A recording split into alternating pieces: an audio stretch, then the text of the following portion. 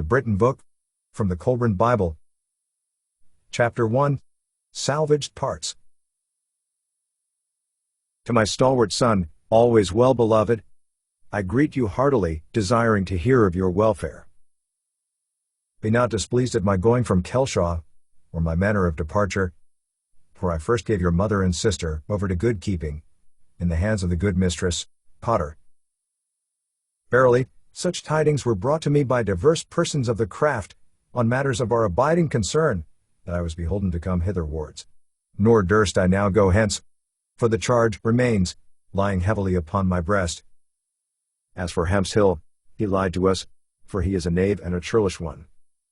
And we were fools to be deceived by his wiles and his tongue, speaking such wild language. I will entreat with the bailiff, and mayhap he who stands in the Lord's place will abide my supplication.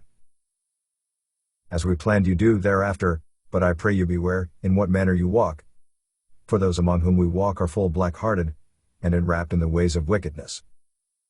They desire an end to all things, in which we hold fast, but are not as staunch, that they will set upon you in a manly way, but will start out upon you like lurking footpads. Beware too what you eat and drink. And trust not even they who speak fair unto you, for the hands of all outsiders are against us. Send me tidings of Long Will, and good wife, Abigail, and of John the cordwainer, and John of the wildwood band, and others who stood in at the tithing ere you departed. It is to my abiding contentment that we have been able to acquit the wanderers in full good measure, for their braziers did their work right stoutly, in a cunning manner. Had we a clerk among us, then it could have been wrought to more avail. But no matter, for their hand was firm, and they faithfully followed the marks. Now take you the secured budget and go against Lulaw, and leave it there in the cell under the Grimsbarrow, where Alan, the peddler, secured his hoard. In the books of Britain, it is written, Iliad came seaborne in a ship of Tarsus, from across the Sea of Wicta, setting up at Raphinia, in the land of the Wains. From thence the river Taron, which flows between the kingdom of Albany and the kingdom of Caran. Albany, being the land between the Ison and the Icta.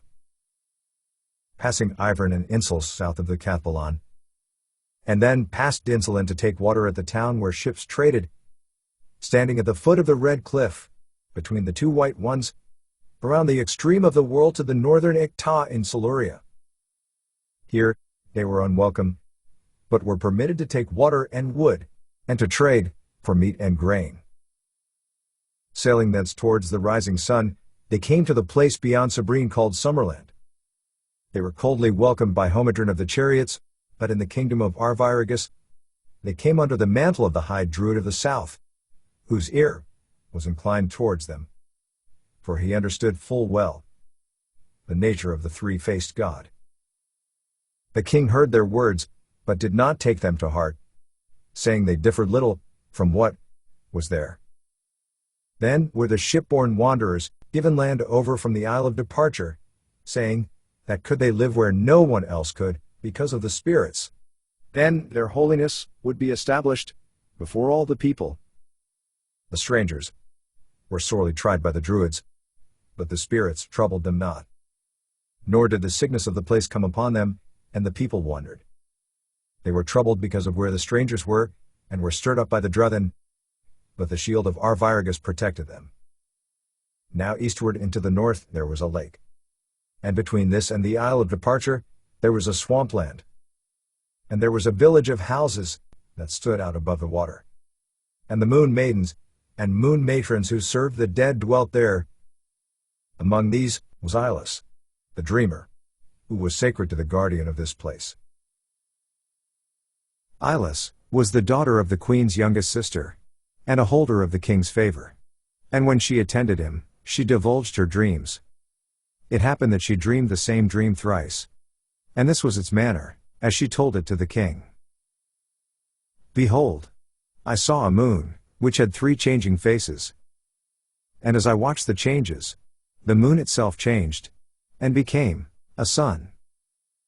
And within this sun was a face of a god. As I looked long, on this sun, another sun appeared. And such was its brilliance, that the first sun appeared inferior in brightness. Then the two became one, and its brilliance filled the sky. In the midst of this I saw the king, and many druthen, and priests of the strangers. Then I saw a great battle sword. And the brilliance faded, as did the figures, and only the sword remained, from which blood dripped, drop by drop. Then too, it faded. The king took heed of the dream, and gave the strangers land beside the summer house of the king, which could be reached by ships. Inland from here, the gifted land extended to the tree now called the Great Oak, which still stands, and thence, to the hill south of the residence where Iliad, being wearied, rested against a great stone. Beyond this was an avenue of standing trees, and oak trees placed one and one, and the gifted land came up against this. It extended southward to the holy vineyard, which was fenced about. The fruit of these vines was small and bitter in the mouth. The strangers built huts for shelter on the hillside, high enough to be free of the tides. They settled down and learned the language, though Iliad and two of the women spoke it strangely. The words of the strangers fell on deaf ears, for the people were content with the gods they knew and did not wish to weary their minds with the words of the new ones. When the strangers gathered in praise of the one true God, the tribesmen stoned them, and shouted abuses. But Iliad persevered, and while later, the people still would not believe that the God of whom he spoke was more powerful than their gods, they would sit around and listen to his stories. Now, when the strangers were granted the land, the druthen disputed this with the king, and said that they wanted a divine sign that their gods approved. Iliad said, "Give me but half a year." At the witnessing of this, the druthen set up a holy stone, and Iliad struck his staff into the soil to mark the covenant. The following eve of summer there was a gathering, and it was found that a small green shoot was coming up from the ground, beside the staff, which was an offshoot of the staff. The king decreed that this was a sign that the land accepted the strangers, but these took it as a sign that what they taught fell on fertile ground, and would take root. Here the strangers, now called the wise ones, were free from the yoke of Rome, and from the intolerance of the Jews. They were not subject to immoral customs and were among the right living people, simple but pure in mind and body. Close by was a place for trading in metals, slaves, dogs and grain. Here, Iliad built himself a house unlike any others, for it was square and in two parts, more stone than timber. This place was called Quinad. Here, on 12 portions of land, the wise strangers dwelt in peace. And they built a church, which was a full 60 feet long, by a full 26 feet wide. At one end was a statue 4 feet high, carved from a beech trunk. The roof was thatched with reeds, after the manner of the Britons. The walls were of wicker, overlaid with plaster of chalk and mud. Iliad is buried outside the forked path, before the church, and on his tomb was written, "I brought Christ to the Britons, and taught them. I buried Christ, and now here, my body is at rest." Ilis was the first convert, and it is said that she alone knew the secret of the holy hawthorn. What this may be, none can know now. It is said that when the druthen murmured against the staff of Iliad, she placed a twig in water and it flowered. Here, in this holy place, under the direct guidance of God, our Father founded the first church in Britain. It is said it was not built by human hands, which is true, and from here shall come that which will be the salvation of mankind, in the years to come. Here was the resting place for the souls of the dead, where they received their last sustenance before passing through the glass wall.